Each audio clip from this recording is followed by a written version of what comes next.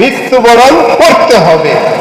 আপনার পরদাদাকে আপনি দেখছেন কি দেখেন না আমি জানি না, আপনার তাওই সাপকে দেখেছেন কিনা তাও জানি না, আপনার দাদাকে দেখেছেন কিনা তাও জানি না, হয়তো আপনার বাপকে দেখেছেন, বাবাও নাই, তাওই সাপও নাই, পরদাদাও নাই, দাদাও নাই, বাপও নাই, এখন আপনি আছেন।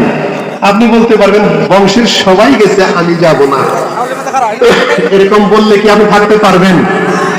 নমরুদ, ফেরাউন, হামান, কারুন, নব্য ফেরাউনের দল, তারাও কিন্তু টিকতে পারে নাই। আগেকার ফেরাউন তো গেছেই, নমরুদ তো গেছেই, বর্তমানের ফেরাউন নমরুদের আবু জাহেলের চেলা চামুন্ডা বাংলাদেশে আছে না নাই? সরষেবাড়িতে নাই, সরষেবাড়িতে আছে, আসছিল, এখন নাই। দেখছেন না অবস্থা ভাই? আল্লাহু আকবার। তাহলে কেউ কোন, আমাদের দেশেও কিছু মানুষ এখনো আছে যারা ইসলাম কুরআন কায়েম হতে দেবে না, এরকম মানুষ আছে না নাই? তো ভাইরা আমার বলেন তো, আমি তো মনে করি এই যে শতাব্দীটা, এই শতাব্দীটা হলো কোরআনের শতাব্দী। বলেন কথা ঠিক কিনা? এটা কোরআনের শতাব্দী, ইসলামের শতাব্দী। বুঝে নেবেন আমি কি বলতে চাচ্ছি।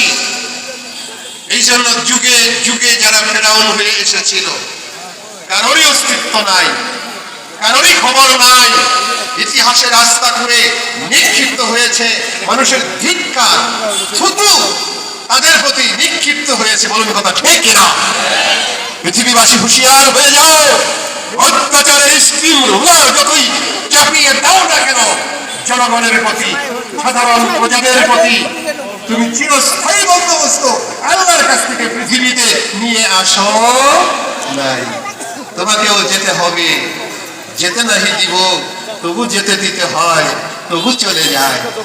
আয়ু কেন দ্বীপে মুখে শিখা নিব নিব, আধারের গ্রাস হতে কেটা নিচে তারে, বলিতেছে শতবার যেতে দিব না রে, যেতে নাহি দিব, যেতে নাহি দিব, তবু যেতে দিতে হয়। বলেন কথাটা সত্য না মিথ্যা? যেতে হবেই হবে। এই জন্য ভাইয়েরা আমার, আল্লাহ কোরআনের একটা আয়াত অনুবাদটা শুনিয়ে দিই।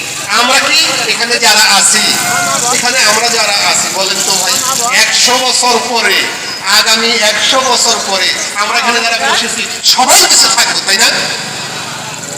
দুই একজন থাকলে থাকতে পারে 100 বছর পরে, নচেত নাও থাকতে পারে। আল্লাহ বলেন বিসমিল্লাহির রহমানির রহিম, ইয়া